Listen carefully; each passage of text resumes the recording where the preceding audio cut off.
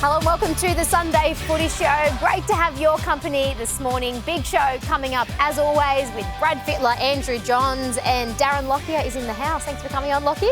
Morning, Em. Where is Bill? He's in the Bulldogs.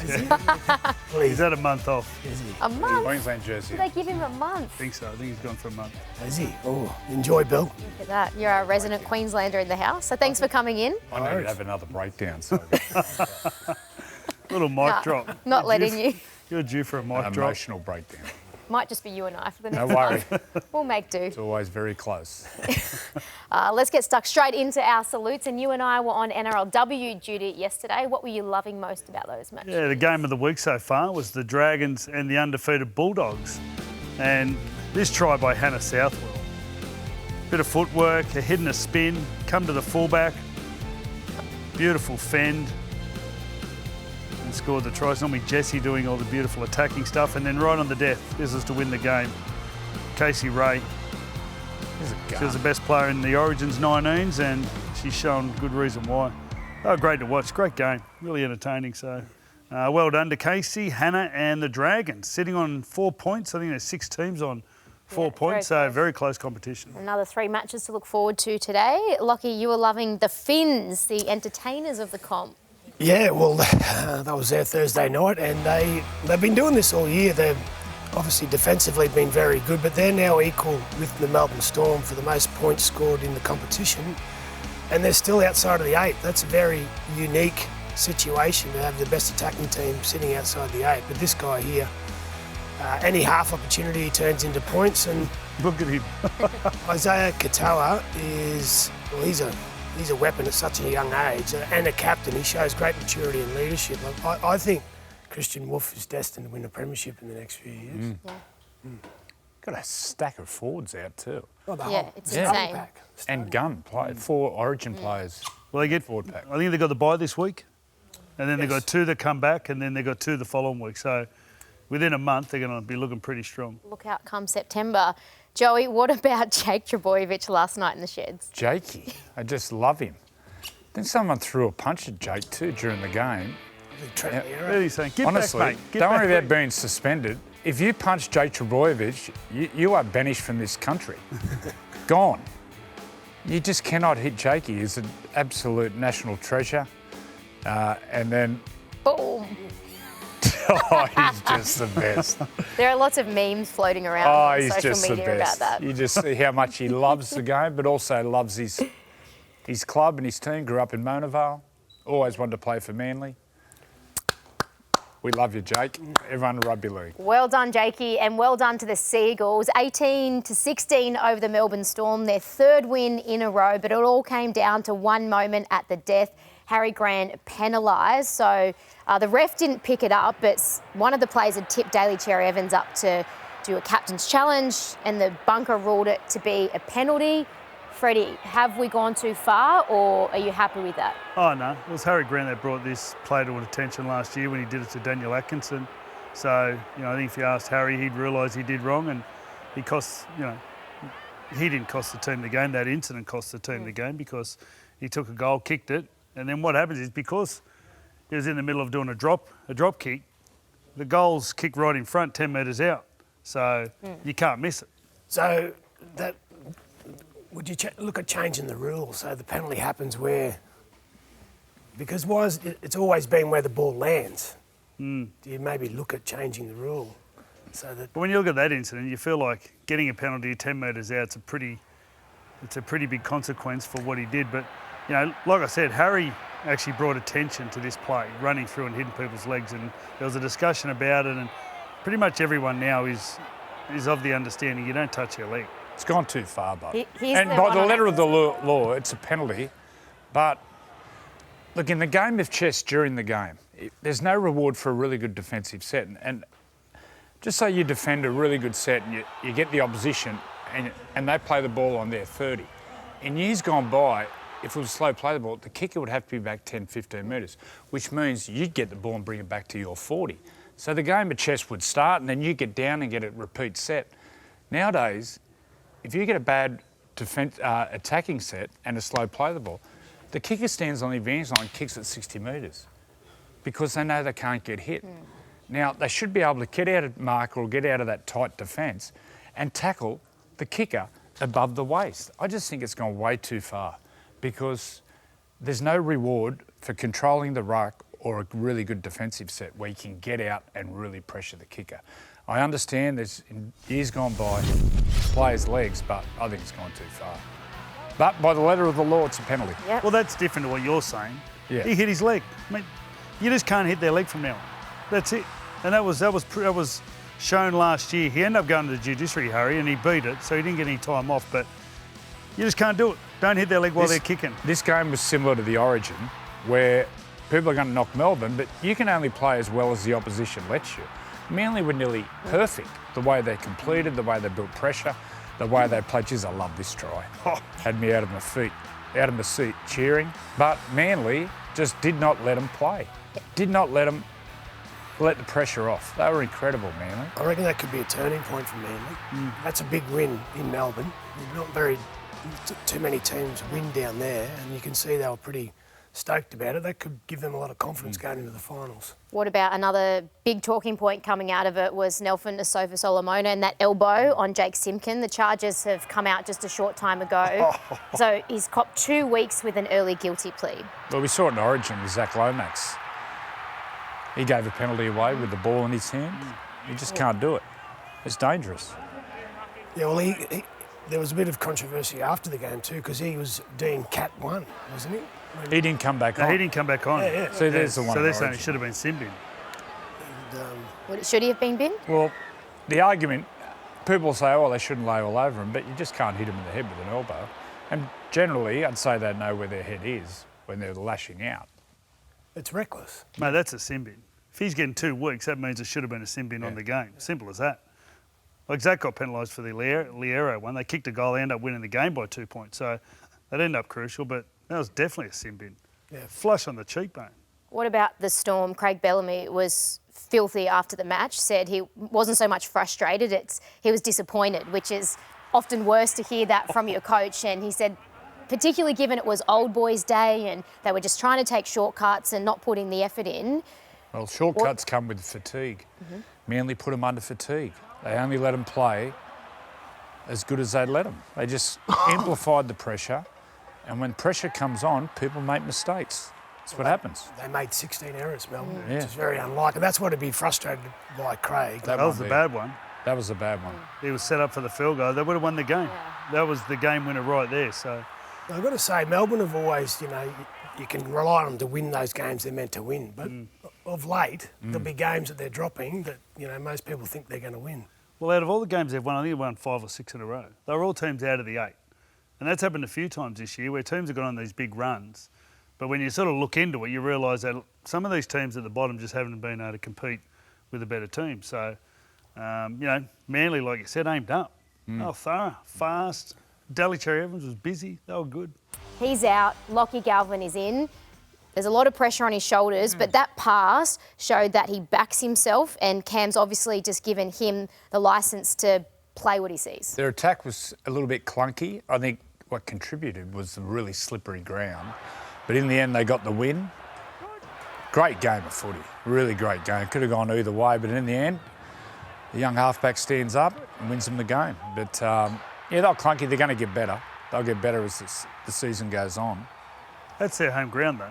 If anything they should know is How slippery the it is. conditions are, so they should be adjusting to that better than anyone.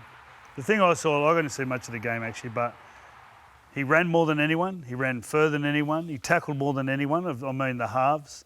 Missed less tackles than the halves. Scored a try, set up a try. It's a good game. He's done so well for a kid his age to nail it at the death like that. That's unreal. Well, I think it's a big pressure release for him. But you're right, he's under so much pressure. He's become clickbait.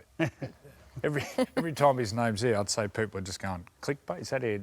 What did you say? That's what happened. Yeah, And it's, Clickbait. that's a difficult task at that age to come into a club, and when the club was, sitting on top of the table. So for that moment in that game, I think that'll be a huge confidence boost for him. Shane Flanagan Pretty awesome.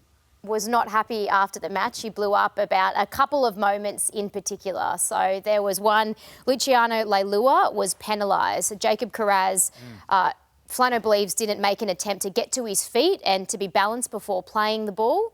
Do you think it was a fair penalty? I think it's one of those 50-50 sort of ones. We've seen it go the other way. Look, there was crowding there, He puts his left but foot we've forward. seen them go the other way. So I can understand his frustration. The only thing I say, the ball goes out before he actually falls over. Like, Carraz needs to be smarter. That's, him falling over like that's ridiculous. And the refs are doing a good job there. If you're trying to make a gig of the game, then they're pulling you up. So, but the ball comes out before he actually falls over, and Luciano puts his left foot forward. What he does do, he puts the referee under pressure to make a decision. So it didn't go. It went against. It wasn't intentional, but his foot goes into the ruck, and that's But we've seen it go the other way. Yeah, totally. It's one of those Totally 50-50s. Mate, his left foot. What's he doing with his left foot other than? Like, it's a trained play. Like, everyone's doing it. Like, that's what they're trying to do, is put the referee under pressure, and the person playing the ball, it just went against him. There's heaps of those calls during the game. They just can't win the tight on St George Illawarra. I think they've lost 4 games by 1 point or less. And then last night, the last minute and a half, Jethro scores in the corner. Jethro. 6 games, it is also by less than a try. So they've been in. They're just sitting out of the 8, and I think they're pretty much. You How can good was almost that put a put line down? through them. Yeah. He was good, Gutho, as always, and Sloan. Look at the balance. It's beautiful look at to him watch. Look run. at the stride. That's awesome. Once again, there's a player there. Look, he makes some boo-boos and made that last boo-boo error defensively. But geez, there's a player in Sloan. Well, if you look at a lot of the Bulldogs' tries, they're all out wide against, I guess, probably some of those more inexperienced outside backs. Yeah. Here again, You just can't get up past the football. You can't get up past the ball player there. He had to hold his nerve. He made his decision for Galvin. And it was a pretty simple one. Great pass in the end. Now that we've seen what Galvin can do when he gets his shot and the Dogs have got troops back, how far do you think they can go? I don't know if they can win it. I don't know if there's another gear, if they can go up a gear. I don't know if they've got that X-factor player like a Munster. Look, they'll compete, but I don't know in the big games if they've got enough points in them. Time will tell. Oh, yeah, for sure. I think Galvin will help their attack in terms of a bit of variety. But I agree. I think they need to find some second phase footy. If you're a team that's defensively very good, but you use a lot of set moves to get your points, then you've got to find some ad-lib football, and that comes off an offload. Just watching him play, And I just love watching him. How does the dream end? yeah. Oh, he plays for Newcastle. I often think that Joey just spends his whole weekend thinking about Izzy Katoa. I just love watching him play. I just sit there and just watch him off the ball. But the Dolphins have got it right. I find it interesting, though. Teams are starting to adapt to him a little bit, and they're just working out a way. What they did here was really smart. They sort of went from shifting from long sides to actually biting off some metres and going down short sides. And they come up with a couple of tries doing that. They set up both sides of the field, and they're always looking to attack at any part of the field. I think they've got the stat is that they've scored the most tries from the other end of the field. Yeah. Well, them in Melbourne. He's just always thinking, where's the opportunity, where's the space, or where's the overlap? We're getting the ball there. They came back, the Cowboys, but then in the end, Katoa keeps playing. Look at the support play. Look at the support play.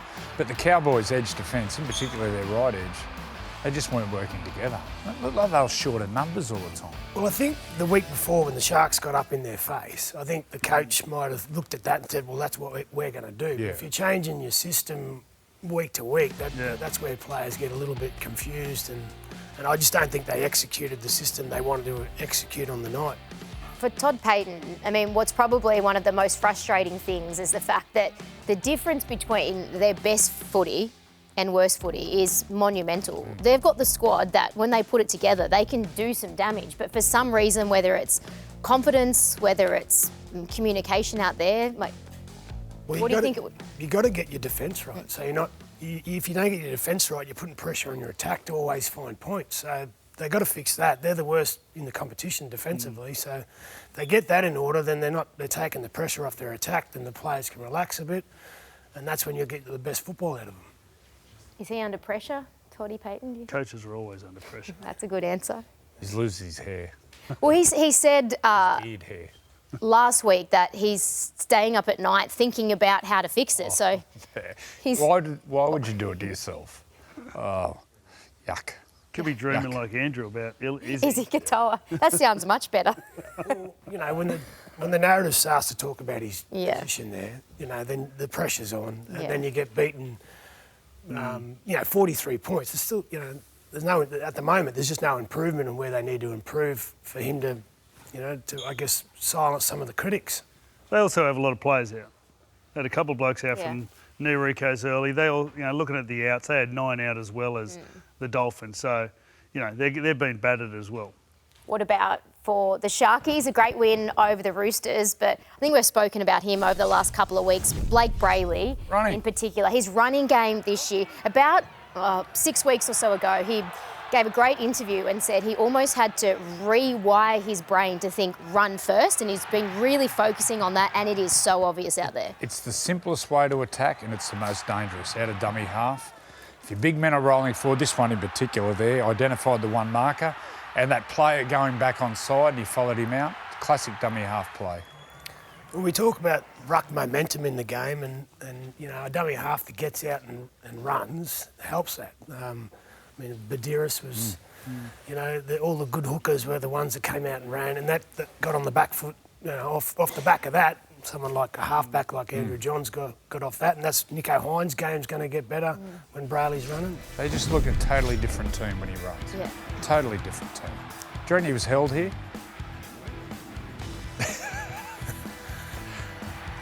What do you reckon? I think he had a 6 again. He must have been offside originally, so played the advantage, but yeah, he looked like he was held. They're humming, aren't they, the Sharkies? I mean, there's always been the knock on them that they can't challenge the top 4 This teams, is the right? test. It's going to be the test. Coming to the semis, have they got the X factor and another gear in them? But I think with Brayley running out of dummy half, they look a much more dangerous team. Trent Robinson actually blew up about that. Thought he was held. Once again, I think it was a bit of a 50-50. But the game was on the line right till the end. But in the end, yeah, Cronulla got them. Well, I think the Roosters made 17 errors. They made a lot of errors. Yeah, I just think, you know, if you're going to win those tight games against quality competition, you can't make that sort of error rate. Freddie, were you surprised no Sandon Smith and they went with Chad Townsend? I was scratching my head about it. Yeah. Sandon Smith, we saw him Anzac Day. He put a clinic on. He got man of the match. It was hard to understand why he did that. Like, whether Sanders not there next year, I'm not sure what the Is future... he perhaps carrying an injury? No, he's been playing New South Wales Cup. Okay. Yeah, I don't know. And as a Chad's half- been playing... Well, Chad's been playing New South Wales Cup. I don't know if they're going any good. As a halfback, it's hard to play New South Wales Cup sometimes than playing NRL. But that was I was surprised by that decision.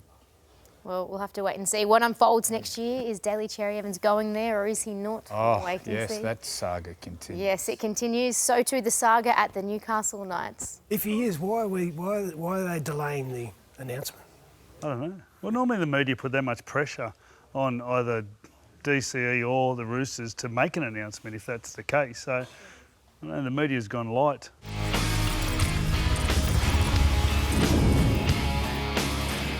Welcome back to the Sunday Footy Show. What a match we have this afternoon. Our Chemist Warehouse Sunday Footy from 3:30 p.m. We're heading up to the Hunter. It is the Knights and the Warriors.